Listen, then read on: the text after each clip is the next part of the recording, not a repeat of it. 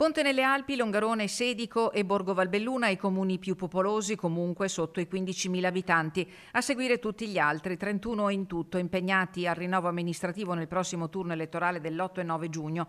Complessivamente al voto circa 100.000 aventi diritto.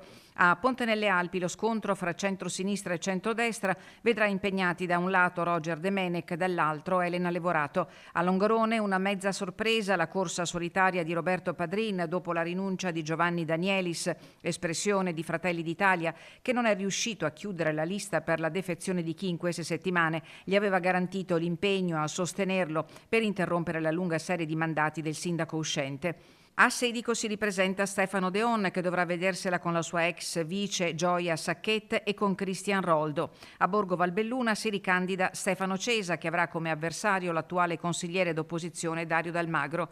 Tra le curiosità di questa tornata amministrativa spicca per numero di liste Limana, dove si è consumata la spaccatura del centrodestra. I candidati a sindaco sono 4: l'uscente Milena De Zanet, Marta Piccinotti, Michele Talo e Martino Fogliato. Sarà corsa contro il quorum sceso al 40% ad Alleghe, Calalzo, Chies dal Pago, Comelico Superiore, La Valle, Lorenzago, Pedavena, Perarolo, San Nicolò Comelico, San Pietro, San Tommaso, Santo Stefano, Taibon e Vallada Gordina. Si voterà anche ad Agordo, Arsiè, Cibiana, Danta, Domegge, Livinallongo, Ospitale, Rocca Pietore, San Vito di Cadore, Santa Giustina, Seren del Grappa e Sette Ville.